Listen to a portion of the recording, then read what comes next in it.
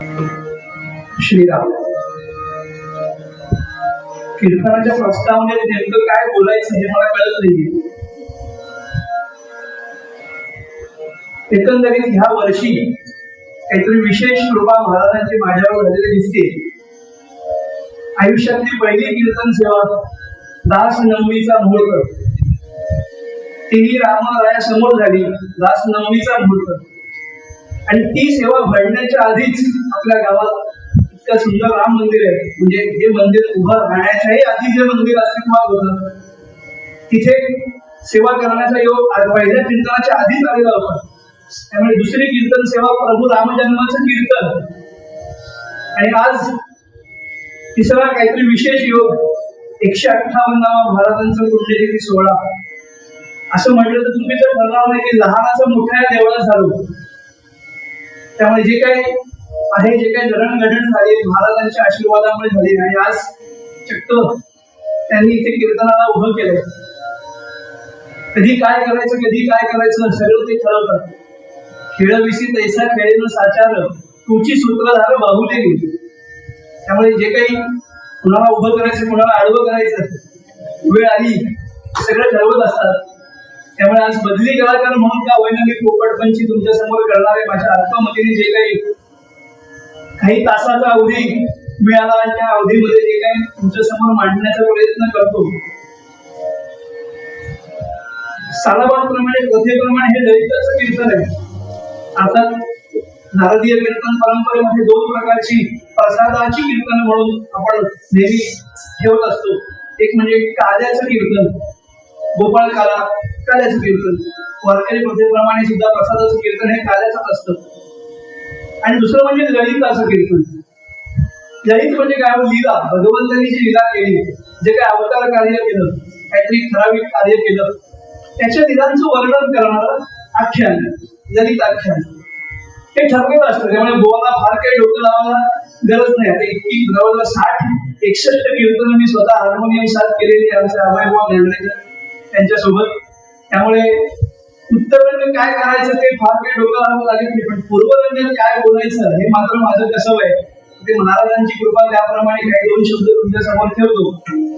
आणि म्हणून कीर्तन सेवेकरता घेतलेला अभंग राम गावा राम ध्यावा राम जीवीचा विसावा, कल्याणाचे जे कल्याण रघुरायाचे गुणगान, मंगळाचे जे मंगळ राम कौशल्याचा बाळ, राम कैवल्याचा धारी रामदास अभिमानी. जय जय रघुवीर, जय जय रघुवीर, जय जय रघुवीर.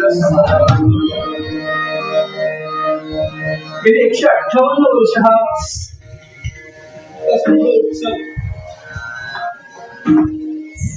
हा चालू आहे. पूर्वी तो 7 दिवसांचा होता, पण मंडळींचा उत्साह कमी कमी होत 3 दिवसावर आला. आणि तो आता जे काही उत्साही मंडळी होते तो नित्य नेमाने गेली काही वर्ष 1 दिवसाचा का होईना पण करताय. असो, भाव महत्वाचा आहे.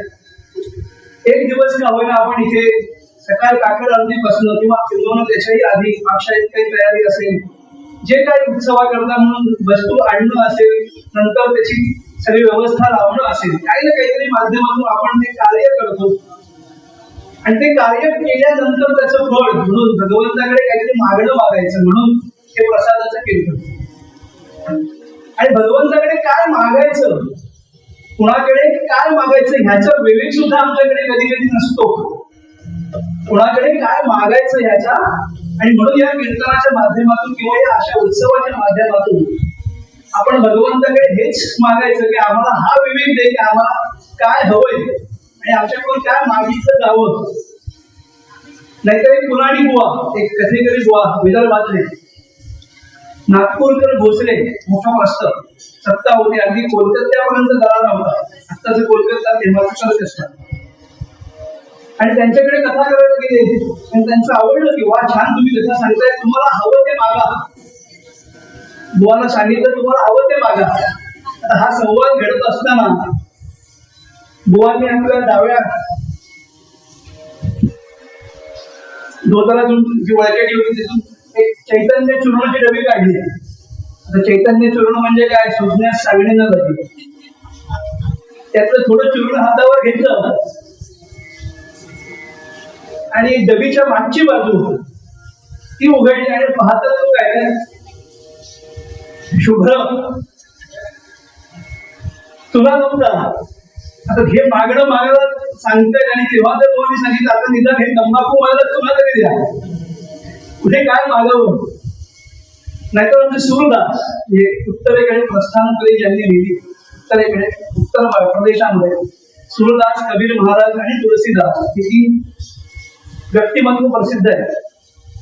तुलसीदास जेव्हा भजन करायचे प्रत्यक्ष भगवंत येऊन तिथे उपस्थित राहायचे. इतकं अप्रतिम गुणवर्णन भगवंताचं सूरदास करतायत आणि ते आंधळे, जन्माने आंधळे, तरी सुद्धा निर्गुण निराकार परमात्म्याचं वर्णन ते आपल्या अभंगातून करतायत, भजनातून करतायत. ते रूप आता तसंच राहू दे म्हणून ही दृष्टी काढून घ्या. काय मागावं भगवंताकडे हे कळलं पाहिजे. हा विवेक या कीर्तनाच्या माध्यमातून. आणि कोणाकडे मागावं, भीक मागणं पण कधी चालू असावं. रामदासी माळ्याप्रमाणे आपण हा उत्सव करतोय, भिक्षा मागून करतोय. मनाचे श्लोक म्हणून प्रत्येक घरी जाऊन आदराने ती भिक्षा गोळा करून सगळ्यांना त्याचा प्रसाद म्हणून वाटत होते. त्यामुळे भिक्षा मागावी, पण भिक्षा कुठे मागावी त्याची जाणत आहे, त्याच्याकडे सामर्थ्य त्याच्याकडे मागावं. आणि म्हणून समर्थांनी रामरायाकडे मागणं मागितलं की राम कैवल्याच्या जागी तू आम्हाला कैवल्य प्राप्ती करून दे. तो देतो पण आधी काहीतरी घेतो. पहिले देव बाद केले. त्यामुळे त्यांनी आपल्याकरता काहीतरी द्यावं, त्यांनी आपल्याला भरपूर काही काही द्यावं. आणि तो जो देतो ना ते सगळं शाश्वत असतं, नश्वर काही नसतं. आणि त्या नश्वर गोष्टीमध्ये काही अर्थही नाही. आणि शेवटी त्याला प्राप्त करून घेणे हेच आयुष्याची इति कर्तव्यता आहे. ती वेगवेगळ्या मार्गाने होते, पण इथे जो मार्ग समर्थ सांगतायत तो आहे नामस्मरणाचा. म्हणून राम गावा, राम ध्यावा. गावा कारण निर्गुण निराकार परमेश्वराचं वर्णन कसंही करता येईल. आणि ध्यावा त्याच्याकरता काहीतरी मूर्त स्वरूप लागतं, काहीतरी मूर्ती लागते, काहीतरी चित्र लागतं. आणि म्हणून राम गावा, राम ध्यावा आणि राम जीवीचा विसावा. नामस्मरण भक्तीचं शेवटचं अंतिम ध्येय हे मोक्षच आहे. कसं ते पुढे आपण बघूच. पण मागायचं कोणाकडे, तर प्रभू रामचंद्रांकडे मागायचं. रामांकडेच का मागायचं? रामाचं चरित्र इतकं उत्कट, इतकं रिलेव्हंट मराठीमध्ये काय. कारण शक्ती आणि भक्ती हे दोन्ही गोष्टी आम्हाला तुझ्याकडून प्राप्त करायचे. आजचा काळ बघितला तर काही धर्मांध शक्ती, शांतताप्रिय समाज त्यांच्या हरकती ज्या आहेत त्या त्यांच्याकडे बघता आम्हाला शक्ती आणि त्याचं ती वृद्धिंगत कशी होईल या दृष्टीने आपण रामचंद्रांच्या चरित्राकडे आदर्श चरित्र म्हणून बघितलं पाहिजे. रामजन्माच्या आख्यानामध्ये बरेच रामकथेमध्ये काही गोष्टी सांगितल्या जातील. रामांचं चरित्र, प्रभू रामचंद्रांचं चरित्र इतकं पराक्रमाने भरलेलं आहे, इतक्या राक्षसांचा निर्पात केलेला आहे. खरं दूषणाला मारलं तेव्हा फक्त बाण, अमोघ बाण टाकून त्यांनी त्या राक्षसांचा निर्पात केलाय. काही 100 राक्षस त्यांनी मारून टाकलेले. त्यामुळे शक्ती. आणि म्हणून समर्थ जेव्हा विठोबा रायाच्या दरबारामध्ये गेले, पंढरपूरला गेले, तेव्हा त्यांनी प्रश्न विचारला, अरे चाकोबाण काय केली? हे वानरदळ सगळं आता धर्मांध शक्ती आमच्या सगळ्या आया बहिणींची अब्रू लुटत आहेत, आमच्या धर्मावर घाला घालतायत, सगळ्या परकीय आक्रमण होत आहेत. त्यामुळे आता कटेवर हात ठेवून काही उपयोगायचं नाही. आम्हाला आता तू शक्ती प्रदान दे. ते वानरदळ जे काही शक्ती होती ते आम्हाला आता प्रदान करतो आणि आम्हाला या संकटातून सोडव. त्यामुळे शक्ती आणि भक्ती याचा अनोखा संगम समर्थांनी देखील साधला. अनेक उत्तम शिष्य तयार केले. पहिले स्वतः आणि केले मला सांगितले. 1200 सूर्यनमस्कार रोज घालत होते समर्थ. आणि शरीराची दृढ शरीर तयार करण्याची आणि त्या शिष्याला देखील तसंच घडवण्याची जबाबदारी आधी पेलली. समर्थ शिष्य तयार केले. आणि भक्तीचा अनुभव पेटला. अजून काय, शक्ती आणि भक्ती याचा अनुभव संगम साधणारे एकमेव संत या भारतभूमीवर झाले असतील आणि ते म्हणजे समर्थ रामदास स्वामी. त्यामुळे शक्ती ही महत्वाची आणि आणि भक्तीही महत्वाची. शक्ती का महत्वाची? कारण शत्रुपक्ष म्हणजे ज्या समाजाबद्दल बोलतोय त्यांच्याकरता सगळे विचार प्रणाली क्लिअर आहे, क्लिअर. त्यांच्याकरता ते धर्मयुद्धच आहे. जिथे जिथे जावं तो प्रदेश आपला म्हणून करून घ्यावा एवढंच उद्दिष्ट आहे, बाकी काही नाही.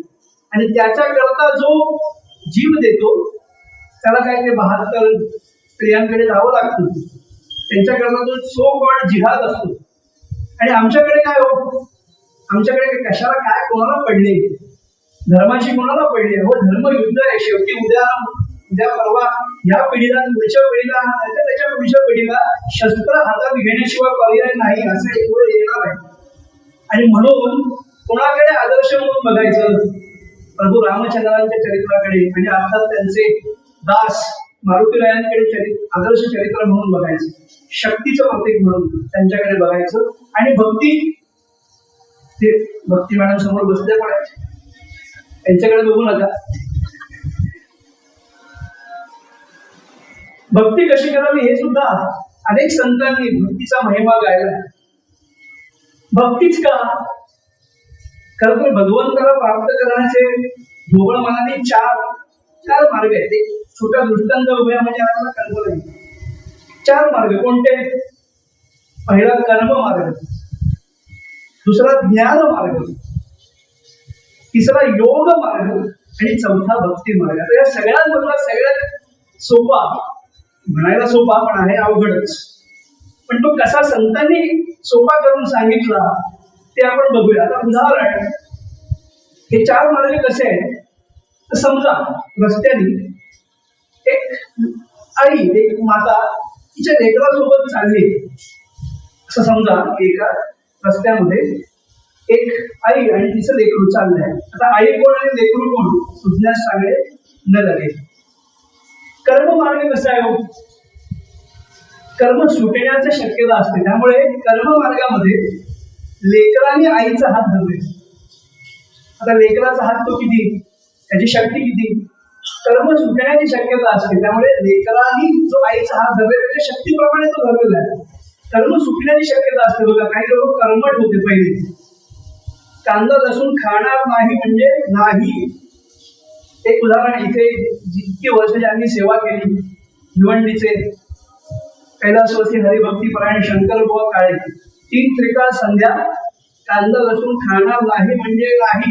स्वतःच्या नातीचं लग्न होतं, घरून गोडवरण भात खूप दवा घेऊन गेले, तेच जेवले. नाही तर आमच्यासारखा बुवा असेल तर यजमानच सांगतो, बुवा नंतर मिसळ पाव आहे, त्यामुळे कर्म सुटण्याची शक्यता आहे.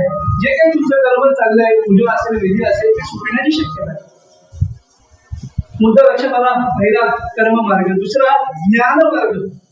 आता ज्ञान आहे, त्याच्याकरताही मेहनत घ्यावी लागते, कुठेतरी गुरुकडे जावं लागतं, काहीतरी ग्रंथ वाचन करावं लागतं, मेहनत घ्यावी लागते. पण ते एकदा शिकत झालं तुम्हाला की ते सुटत नाही. आता बघा, सारखं काही कीर्तनकार मंडळी सारखं ठोकायला लावतात बघा, ते स्वर ज्ञान आहे, ते एकदा घुसलं इथे की ते जात नाही. मग तबला ठोका सारखे तुला सांग. एकदा पोहायला शिकला माणूस की तो जन्म भक्ती विसरत नाही, सायकल चालवायला लागला की तो विसरत नाही. असं ज्ञान आहे, ते घट्ट पडून असतं. म्हणजे दुसऱ्या उदाहरणामध्ये त्या आईने त्या लेकराचा हात पकडला, तो सुटणार नाही. तिसरा मार्ग योग मार्ग. तर ह्या मार्गामध्ये काय होते की ते आई आणि लेकरू समांतर चाललंय. आता आई ज्या स्पीडनी चालत जाईल त्या स्पीडनी त्याला मुकाट्याने चालत जावं लागणार. आणि समजा त्या आईची एखादी जुनी पुराणी मैत्रीण शाळेमध्ये बऱ्याच वर्षांनी भेटली रस्त्यामध्ये, आणि त्यांनी ज्या गप्पा हाणायला सुरुवात केली, अर्धा तास झाला, पाऊण तास झाला, 1 तास झाला, दोन बायका रस्त्यावर भेटल्यानंतर काय होतं, गप्पा मारायला सुरुवात झाली. आणि ते लेकरू आता काय करणार, आई लवकर चला, पाय दुखायला लागले. त्यामुळे योग मार्ग हा असा क्लिष्ट आहे, तुम्हाला एक तर तुमची भरपट तरी होईल, आई ज्या वेगाने चालते त्या वेगाने तुम्हालाही जावं लागलं, किंवा आई जर थांबली एका ठिकाणी 1400 वर्ष थांबावं लागलं चांगदेवांना 1400 वर्ष ताटकळत ठेवावं लागलं, मुक्ताईने आशीर्वाद दिला म्हणून मुक्त झाले.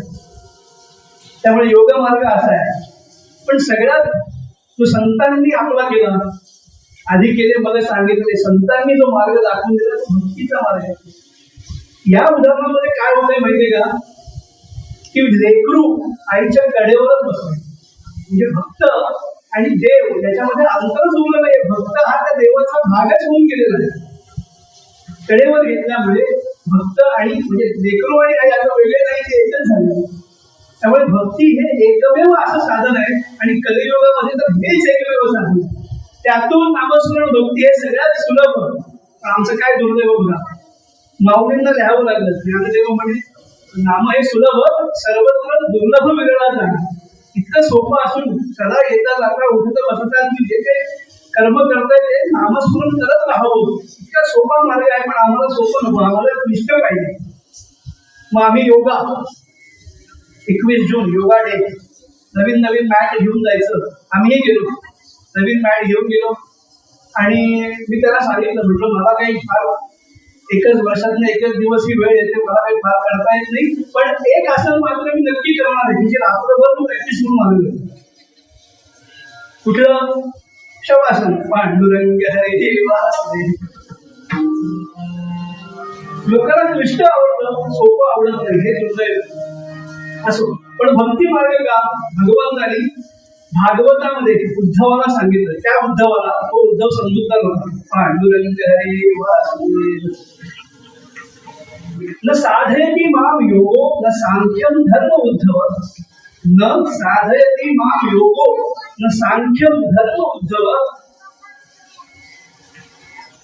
न स्वाध्याय तपस्त्यागो यथा भक्तिर्ममोर्जिता. जे मला प्राप्त करून घ्यायचे ना, योग मार्ग, अभ्यास, शास्त्र, सहा शास्त्र काही वाचायची गरज नाही, तप, दान, धर्म काही करायची गरज नाही. किंवा हे केलंच तरी सुद्धा मी प्रसन्न होईनच, त्याची काही शाश्वती नाही. पण मी कशामुळे प्रसन्न होणार आहे? यथा भक्तिर्ममोर्जिता. भक्ती हे एकमेव साधन आहे की जे भगवंत जवळ घेऊन जातं. भक्ती विना वशनो हे, भक्ती विना वशनो हे, विनाने मृदंग नादान. भक्ती विना वशनो हे, विनाने मृदंग नादान. कन्यादान फलाते भावे कैसा मृदंग दाने. मोरपंतांची आहे, मृदंग नादाने मृदंगना दाने. भक्तीचं महत्व सांगताना अमृतपंत आर्य असतात की भक्ती विना वशन होते. तुम्ही विणा वादन करा, पेटी वादन करा, मृदुंग बडवा, तबला बडवा, काहीही करा, भक्ती नसेल त्याच्यामध्ये तर ते भगवंतापर्यंत पोहोचत नाही. भक्ती विना वशन होईल. वशच होतो भगवंत भक्तीचा, भक्तीमुळे. त्यामुळे कितीही वाद्यवादन केलं, कितीही सूर्य गायला, आपण त्यात भाव नसेल तर तो वश होत नाही. जसं की कन्यादान फलाते भावे कैसा मृदंगना दाने. मृदंग नादाने आणि मृदंगना म्हणजे मातीची बावली. कुणी जर मातीची बावली म्हणून कन्यादान केलं त्याचं पुण्य मिळत नाही. भाव नसेल सगळं व्यर्थ आहे. विठोबा अण्णा दत्तरदार फार मोठी कराडला त्यांचं प्रश्न होतं. अनेक द्वय अर्थ असलेल्या आर्या रचले, त्यातली एक संस्कृत आर्य रचले त्यांनी. म्हणत आता पटकन सांगतो. भवरभकं महाभरमपि कांताभर समन्वितं भवनं भवति सदा भरनस्थलमपि भावस्थिति विवर्जितं तु वनं. तुम्हाला 2 मिनिटांपूर्वी बरा होता संस्कृत मध्ये पुढे दिसले. इसकटून सांगतो.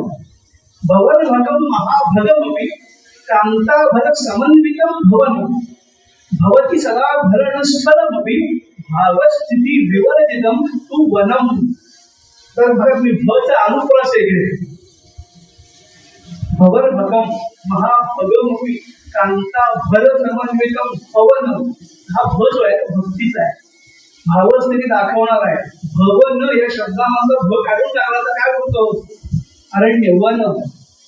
आणि भवरभकम महाभग कांताभर ह्या शब्दांमधून सुद्धा भ काढून टाकला की अर्थ बदलतो. आता भवरभकम म्हणजे काय की खूप सारे लहान लेकरं जिथे ज्या घरामध्ये आहेत असं घर.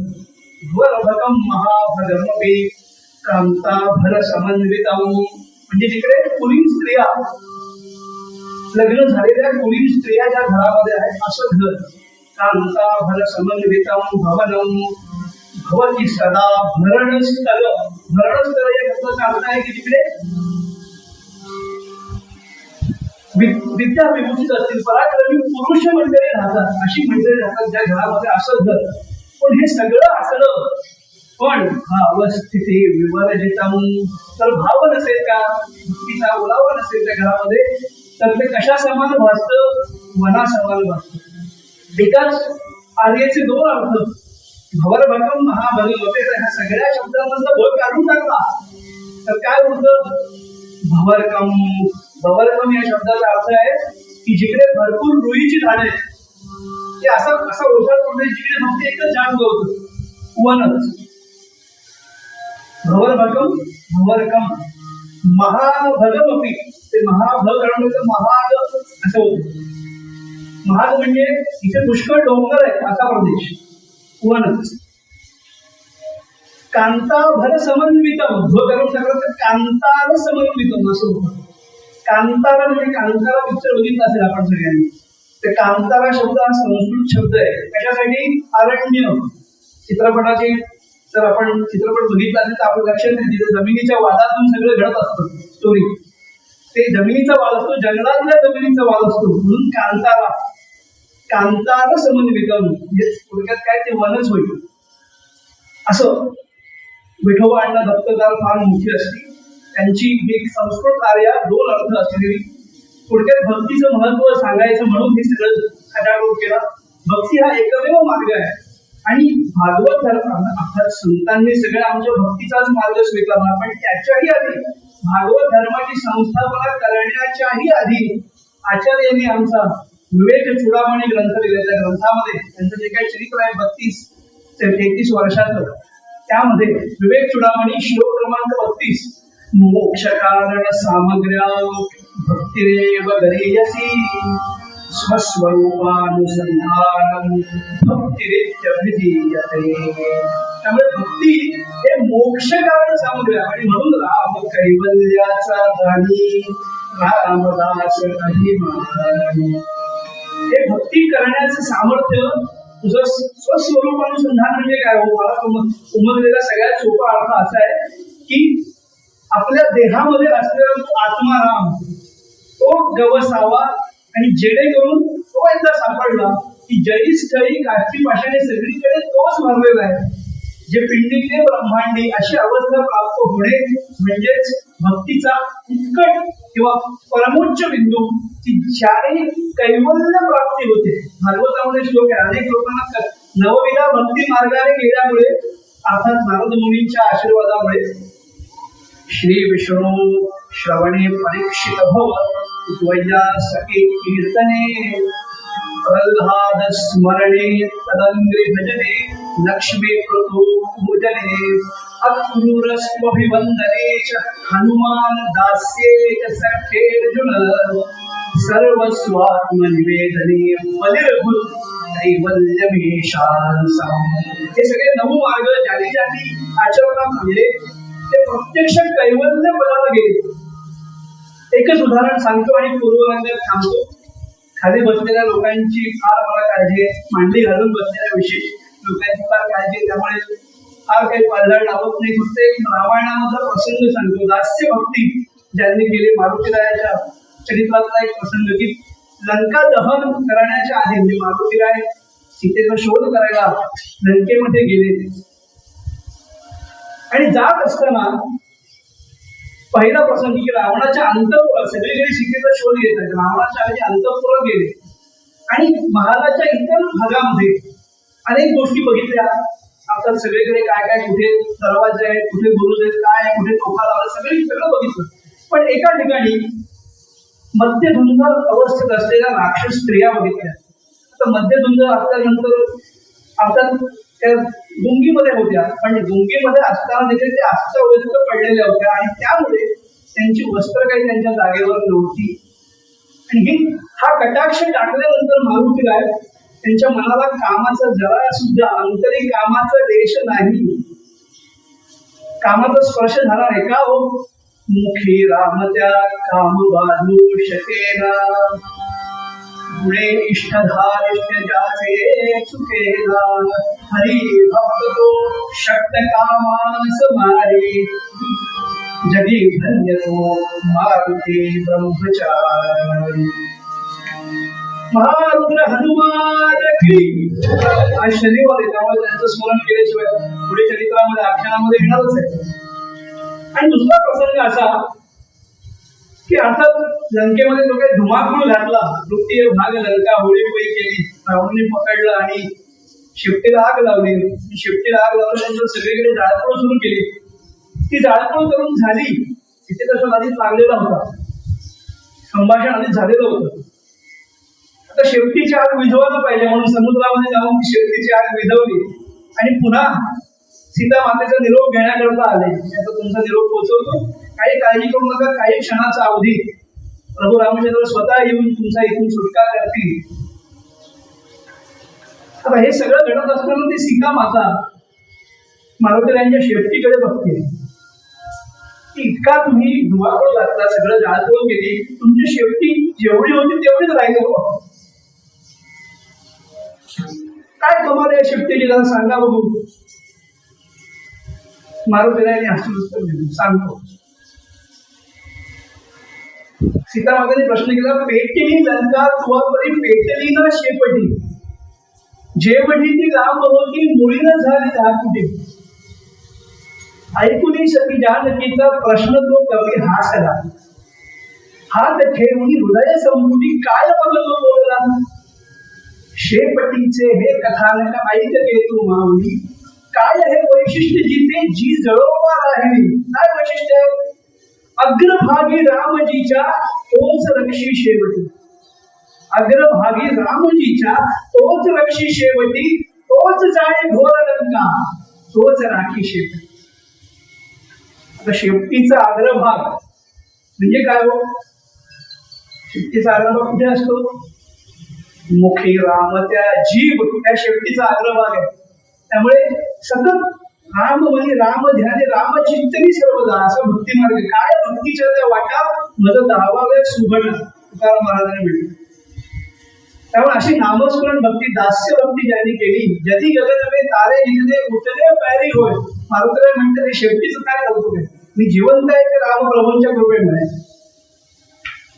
जधी गगनवे तारे जिंकले उतरे पैरी होय, साची कृपा रघुनाथ की बाल न वाटा होय. त्यामुळे असं भक्तीचं, दास्य भक्तीचं उदाहरण. आणि भक्तीच हेच एक माध्यम आहे जे कलियुगामध्ये तुम्हाला आम्हाला या भवसागरातून तारणार आहे.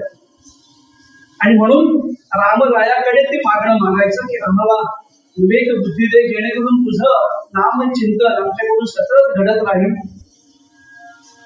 आणि म्हणून राम कैवल्याचा जाणी, भक्तीचा परमोच्च बिंदू हे कैवल्य प्राप्ती. आता इथे काही संतांमध्ये डोळे, तुकाराम महाराज म्हणतात हेची दान देगा देवा, तुझा विसर न व्हावा, गुण गाई न आवडी, हेची माझी सर्व जोडी, नगगे मुक्ती धन संपदा. पण ते मुक्ती आम्हाला नकोय कशासाठी? कारण तुझं इतकं सुंदर नाम आम्हाला गायला मिळणार आहे.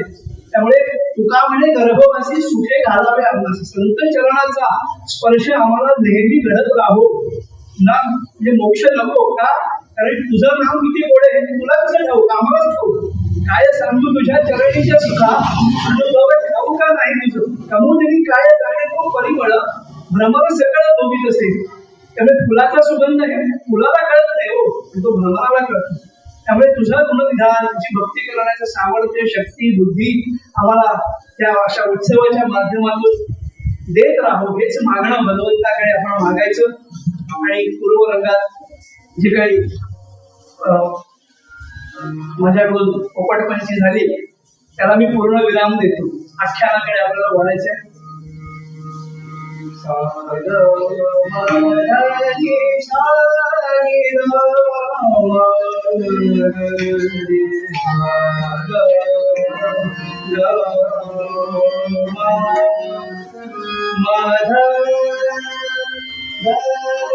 धनी सारी राम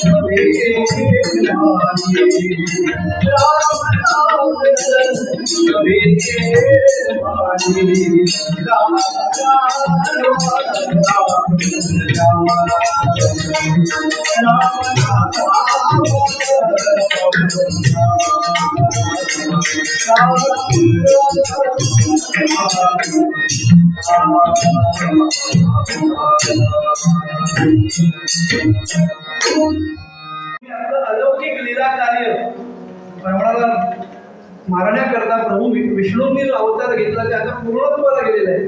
त्यामुळे प्रत्यक्ष भगवंत निर्गुण निराकार सगुण साकार रूपाने बघायला मिळाला. काय अयोध्यावासियांचं भाग्य असलं पाहिजे. आणि हा म्हणतं ते विमान अयोध्या नगरीमध्ये आलं. सगळीकडे जय जयकार झाला. सियावर रामचंद्र की पवन सुत हनुमान की. सगळ्या मातांनी ओवाळणी केली, औक्षण केलं, कैकेयीने सुद्धा केलं. तिच्यामुळे वनवास भोगावा लागला, तिने सुद्धा औक्षण केलं. तिचा सुद्धा आशीर्वाद प्रभू रामचंद्राने घेतला. आणि सगळे त्या दरबारामध्ये एक एक पाऊल टाकत पुढे पुढे येत आहेत. आणि त्या सिंहासनावर प्रभू रामचंद्र बसले. कसं होतं ते सिंहासन? जडित सिंहासन रत्न जडित सिंहासन वरी शोभे वरी शोभे वरी शोभे रत्न सिंहासन वरी शोभे वरी शोभे वरी शोभे मामाची सीता माई जगत जननी माझे आई जगत जननी माझे आई जगत जननी माझे आई रत्न सिंहासन वरी शोभे वरी शोभे वरी शोभे. छान सगळा माहोल, सगळे दरबारी भक्त आहेत. आणि अशा ह्या दरबारामध्ये बंधू लक्ष्मणाने येऊन सूचना केली की सीता मातेचं अपहरण झाल्यापासनं रावणाचा निपात करेपर्यंत ज्या ज्या लोकांनी ह्या सगळ्या कार्यामध्ये मदत केली त्या सगळ्यांना काहीतरी प्रसाद, रामरायाचा आशीर्वाद म्हणून काहीतरी भेटवस्तू बक्षीस म्हणून मिळणार आहे, त्याचा सगळ्यांनी आपण स्वीकार करावा. आणि एक यादी आणली गेली. आणि आता एक एक नाव तो मंत्री जे कोण होते ते उच्चारणार. सगळ्यांना उत्सुकता होती, तर पहिलं नाव कोणाचं उच्चारणार, कोणी काय कार्य केलंय ह्याचा सगळा लेखाजोखा सगळ्यांनी एकमेकांना विचारायला गेले कोणाचं नाव असेल, पहिलं नाव दुसरं कोणाचं असेल, दुसरं नको पहिलं सांगा. तर दुसरं कोणाचं असणार, त्यामुळे स्वाभाविकपणे मारुतीरायांचंच नाव सगळ्यांच्या डोक्यात आलं. इतका पराक्रम केला. लक्ष्मणाला मूर्छना आली तेव्हा वाचवलं कोणी, लंकेत जाऊन सीतेचा शोध कोणी घेतला, अखया मारीला जंबूमाळी दोन, अनेक पराक्रम केले मारुतीरायाने. त्यामुळे त्यांचंच नाव असणार 100%. आणि म्हणून पहिल्या नावाची घोषणा झाली आणि ते नाव होतं सुग्रीव महाराज. सगळ्यांना चुकल्यासारखं वाटलं, अरे काहीतरी गडबड झाली, काहीतरी गलती से मिस्टेक हुआ है. सुग्रीव महाराजांचं नाव जाहीर झालं, त्यामुळे सुग्रीव महाराजांनी जाऊन तो काय प्रसाद होता, आशीर्वाद होता, तो घेतला. ते म्हणाले ठीक आहे, तो दुसरं असेल, कदाचित सेनापती होते, फार महत्वाची जबाबदारी होती, त्यांचं नाव आधी घेतलं असावं. दुसरं नाव घेतलं युवराज अंगद. त्यामुळे युवराज किती वर्षाचे का असेल ना, पण युवराज म्हणावं लागतं. युवराज अंगद गेले आणि तो प्रसाद घेऊन परत आले. तिसरं नाव नर हे 2 इंजिनियर्स होते, सेतू बांधला ज्यांनी. नर नील जांबुवंत महिंद द्विविध असं सगळ्या वानरांचेही नंबर लागले. मारुतीला छान कोपऱ्यात कुठेतरी नामनिदान चालू आहे. काय चाललंय, काय देवराणा आहे जयाचे मस्तकी, तयाचे लौकिकी चाळ नाही. तो प्रसाद काय भगवंताची कृपाच माझ्याजवळ आहे, त्यामुळे प्रसाद वगैरे असेल म्हणत तर देतील. सगळ्यांना प्रसाद वाटून झाला. जे कोणी वानर, जे कोणी लढले होते सगळ्यांना प्रसाद देऊन झाला. आणि शेवटी वातावरण गंभीर झालं हो आता दरबारामधलं, की सगळ्यांना प्रसाद देऊन झालं, मारुतीरायांना नाव कोणी घेतलंच नाही. आणि शेवटी गंभीर वातावरणामध्ये शांत मुद्रेने मारुतीराय एक पाऊल टाकत त्या सिंहासनाकडे चालायला लागले. आता प्रभू रामचंद्रांनी सीते मातेला खून केली. आता बघ तो येतोय, त्याला काहीतरी द्यायला लागेल. त्याला काय द्यायचं, सीतामाताने सांगितलं काहीतरी द्यावं लागेल. इतक्या सगळ्यांनी पराक्रम केला, सगळ्यांना तुम्ही आशीर्वाद दिला, सगळ्यांना काहीतरी बक्षीस दिलं, तर मारुतीरायांना पण द्यावं लागेल की. त्याला देण्यासारखं माझ्याकडे काही नाही, काय द्यायचं त्याला. त्यामुळे खाली मान घालून बसून राहिले, काही बोललेच नाही. मारुतीरायाने सुद्धा चरणात वंदन केलं आणि तिथून जायला निघाले. तेवढ्याच सीतामाते थांबवला. थांबा मारुती, जगत जननी माझे आई, मला आई म्हणतात ना तुम्ही, मग या लेकराला मी असा बरंच जाऊन दे. आणि म्हणून गळ्यामधला जो नवरत्नांचा हार होता, तो नवरत्नांचा हार मारुतीरायांच्या हातात दिला. माझ्या आईने मला बक्षीस दिले, एवढा आनंद झाला मारुतीरायांना. नाचत तिथून गेले. नाम संकीर्तन चालूच आहे. नाम घेता मुखी राघवाचे, नाम घेता मुखी राघवाचे, नाश रामाच्या नाचे राम रामाच्या हनुमंताचे. घेता मुखी राघवाचे, नाम घेता मुखी राघवाचे, नाश रामाच्या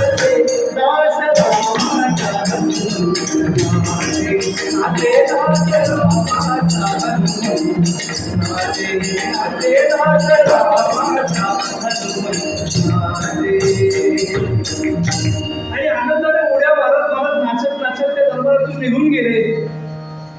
आता पुढे काय होणार याची उत्सुकता. जरा वेळाने धडाम असा आवाज यायला लागला. सगळे आश्चर्य करतात, मगाशी सेलिब्रेशन सगळं झालं, आता फटाके पण फोडतोय. म्हणून उत्सुकता म्हणून रामराया आणि सीतामाता सगळ्यांसकट तो दरबार बाहेर आला. आणि पाहतात तो काय तर मारुतीराय वरती झाडावर बसले आणि तो जो काही हार दिला होता, एक मणी भिको वज्रदंतीची जाहिरात करत बसले. मसुडो में जान तो दातो की शान. एक मणी घ्यावा, तो नीट बघावा आणि तो दाताखाली कण फोडून टाकावा, ठाड त्याचा आवाज यावा, ते चूर्ण सगळं नवरत्न चूर्ण खाली पडावं. रामराय बघतात, हसतायत. सांगितलं होतं तुला त्याला काही द्यायचं नाही. आणि मातेने विचारलं की असं काय करतोय मारुतीराय, एवढं तुम्हाला मी मगाशी तुम्हाला जे बक्षीस दिलं ते त्याचा उपयोग तुम्ही असा काय करताय? तेव्हा ते बरोबर आहे. मगाशी मी आतमध्ये होतो ना, तेव्हा मी त्या मण्यांकडे बघितलं, त्याचे जे पैलू पाडलेले होते सगळीकडे मला तुमच्या दोघांचं चित्र दिसत होतं त्याच्यामध्ये. पण जसं मी बाहेर आलो ना, ते चित्र गेलं आणि कुठल्या तरी मांडराचं चित्र दिसायला लागलं. त्यामुळे त्या मण्यामध्ये आता कुठे राम आहे ते बघतोय, राम आहे का मण्यामध्ये बघतोयस. इतका तो अमौलिक हार मी तुला दिला, त्यामुळे मला याचं कौतुकच नाही. ज्यामध्ये राम नाही त्यामध्ये मला काहीही रस नाही. आणि म्हणून ते पुढून मी बघतोय, आज कुठे जडलेत का असं म्हणतोस, तुझ्यात जडलेत का असा प्रश्न केल्यानंतर माझ्यात राम आहेत का? हो, माझं अस्तित्वच रामचंद्रांमुळे आहे. आणि म्हणून छाती विदीर्ण करून दाखवलं. काय दिसलं?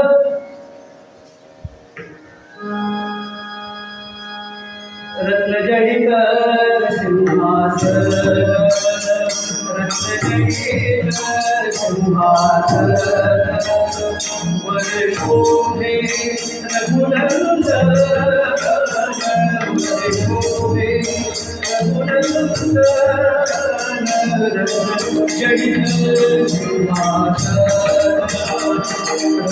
रत्नजडित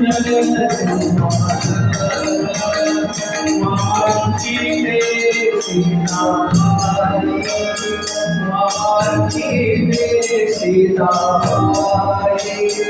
जगत जननी माझे आई, जगत जननी माझे आई, रत्नजडित सिंहासन, रत्नजडित सिंहासन,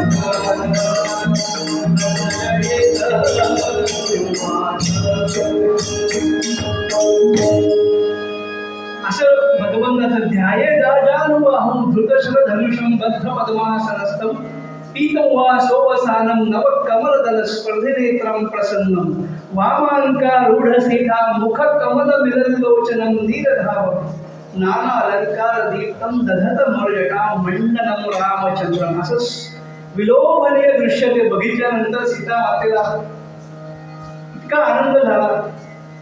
आणि म्हणून रामराया सगळे सीता मातेने भरपूर आशीर्वाद हनुमंताला दिला. सगळा दरबार पुन्हा हात आला आणि प्रभू रामचंद्रांनी सीता मातेने 4 आशीर्वाद मारुतीरायांना दिले. पहिला आशीर्वाद, चिरंजीवी भव, चिरंजीव केले जगी दास दोन्ही, असे एकमेव देवाचं उदाहरण किंवा मनुष्य रूप धारण केलेल्या अवताराचं उदाहरण असेल. विभीषण आणि मारुतीराय दोघांनाही चिरंजीव करून टाकलं. कारण मी मनुष्य अवतारामध्ये आहे, माझं कार्य आता संपलेलं आहे, त्यामुळे मला एक्झिट घ्यावे लागणार. पण माझं काम करणार कोण? स्वतः मासी जात महाराज राजा, हनुमंत तो ठेविला याच काळात, सर्वदा रामदासासी पावे, खडे गांजिता ध्यान सोडून घ्यावे, खडी गांजिता ध्यान सोडून घ्यावे. नामनिदान नंतर करूया, आता भक्त संकटामध्ये त्याला वाचवायला जावं लागेल. करी संकटी सेवकाचा पुढावा, प्रभाते मनी राम चिंतेत जावा. म्हणून राम गावा राम ध्यावा. दुसरा वर दिला,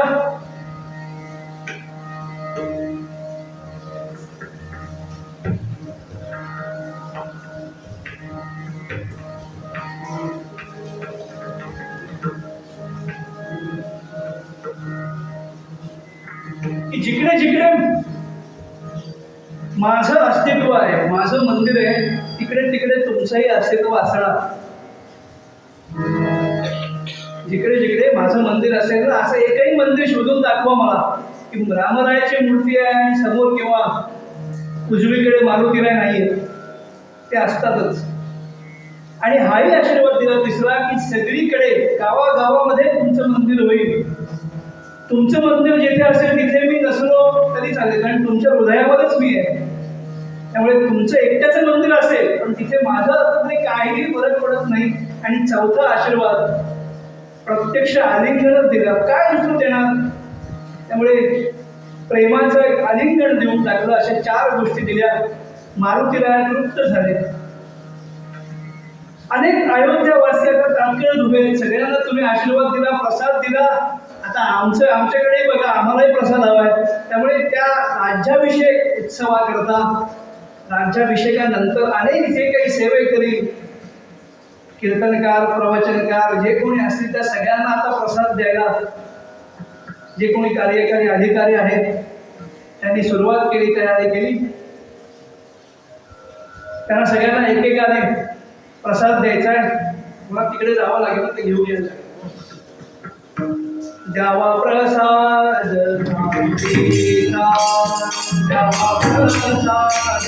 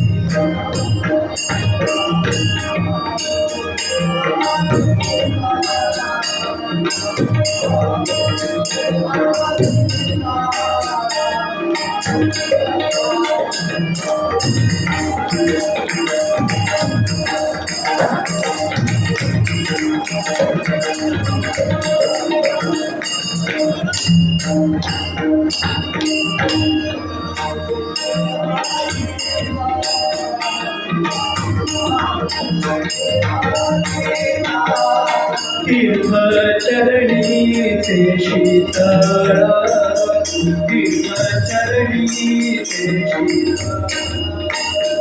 गळा तुळशीची माळ तुळशीची माळ तीर्थचरणीचे शीतळ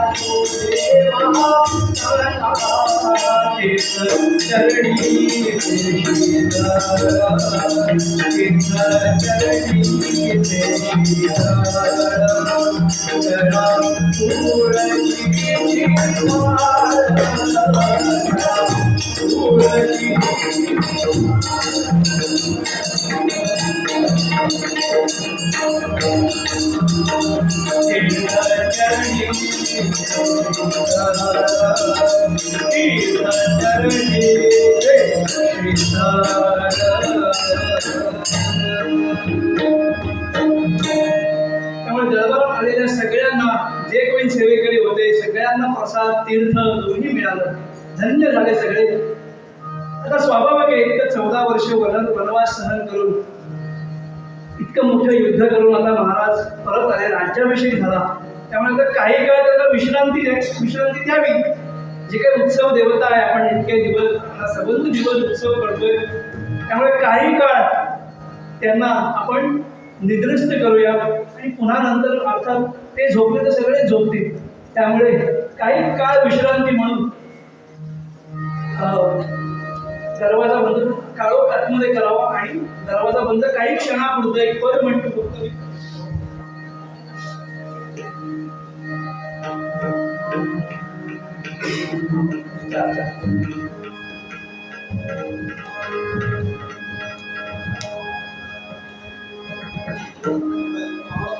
आता स्वामी सुखे निद्रा करा गोपाळा मनोरथ जागो आपल्या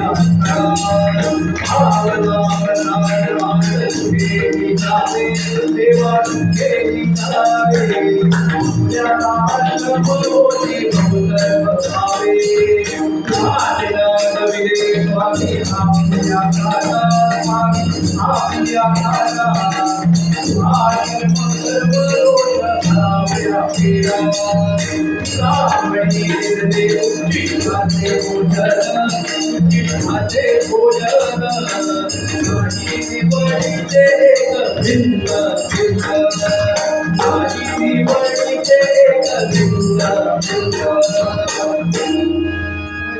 भगवंताने विश्रांती केली आहे. आता आपल्या काही समस्या संपणाऱ्या नाहीये, त्यामुळे प्रत्येक वेळेला आपल्याला त्यांच्याकडेच जायचंय.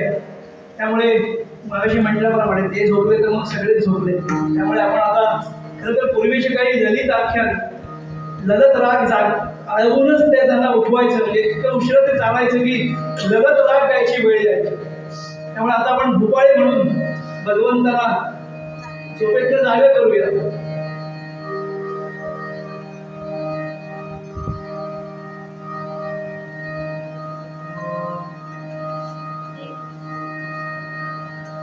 उठोन या प्रातःकाळी मोठी चिंतावी सावळी उठोन या प्रातःकाळी शोभे योगियांचे हृदय कमळी साजे राम सर्वांग सुंदर कासे मिळवे पितांबर चरणी वेदांचा घोडर करुणाकर भक्तांचा उठोलिया प्रातःकाळी मोठी चिंतावे सावळी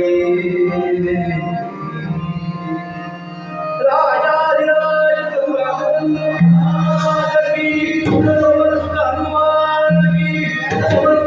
श्री रामदास स्वामी महाराज की स्वामी श्री सखाराम महाराज की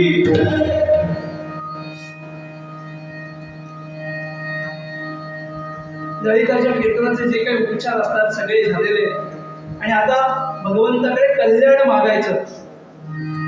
त्यामुळे मी आता एक अभंग म्हणतो, त्याच्या शेवटच्या चरणाला तुम्ही तथास्तु असं म्हणायचं. आकल्प आयुष्य भावे तया खुळा माझी आस कळा हरे कल्पनेची बाधा नभो पुढे काळी ही संत मंडळी सुखी असो. अहंकाराचा वारा नगागो राजसा माझी आत्मासा विष्णुदासा नामा म्हणे तया असावे कल्याण ज्या मुखे धान पांडुरंग. त्यानंतर समर्थांच्या श्लोकांनी आपण मागणं मागूया.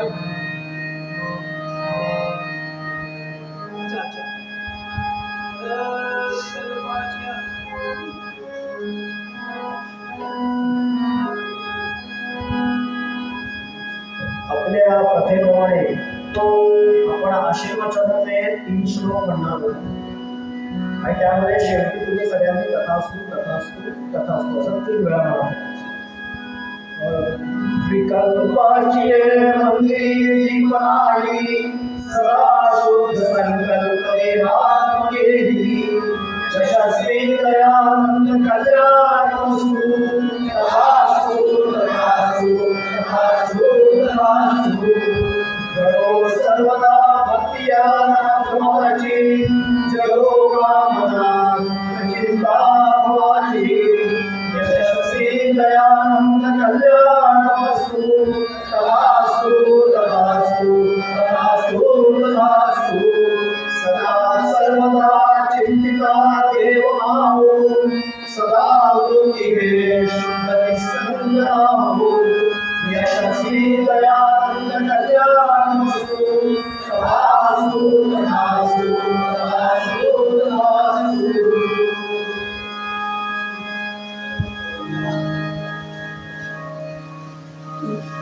झालेली कीर्तन सेवा महाराजांच्या चरणी अर्पण. आणि हे काही एकट्याचं काम नाही, हे टीम वर्क आहे. आणि माझं सुदैव आहे की पितृदेवो भव, त्यामुळे प्रत्यक्ष कीर्तनरूपच साथीला बसलेले. त्यामुळे नामसंकीर्तन कीर्तनाचा हा प्रवास, कीर्तन सुद्धा दुसऱ्या पायरीची भक्ती आहे. आणि मागणं भगवंताकडे काय मागायचं की आमचा जो काही प्रवास आहे आयुष्याचा, तो लौकिकाकडून अलौकिकाकडे हो, प्रेयसाकडून श्रेयसाकडे हो, द्वैताकडून अद्वैताकडे हो. आणि तो केव्हा होतो, तेव्हा जय सोबत असतो. जय सोबत असेल तर ही कीर्तन सेवा आमच्या सगळ्यांच्या या जे काही चुकलं असेल तर क्षमा करतील महाराज, क्षमा करतीलच. पण जे काही चांगलं आपल्या समोर सादर झालं असेल ती सुद्धा त्यांचीच कृपा आहे. झालेली कीर्तन सेवा महाराजांच्या चरणी अर्पण. बदली कलाकार का होईना, पण ही अलौध लाभ असा मला इथे मिळाला. आणि मी विनंती केल्यावर सगळ्या कार्यकारी पंचमंडळींनी सुद्धा त्याला दुजोरा दिला, त्याबद्दल त्यांचेही आभार. काहीतरी योग असतात. अरे देवाजीच्या मना इथे कोणाचे चालेना. पांडवांचा साह्यकारी, पांडवांचा प्रत्यक्ष साह्यकारी भगवान श्रीकृष्ण, तसं असलं तरी सुद्धा वनवास भोगावा लागला. त्यामुळे त्याच्या मनात काय येईल ते सांगता येत नाही. असो झालेली कीर्तन तेव्हा महाराजांच्या चरणी अर्पण.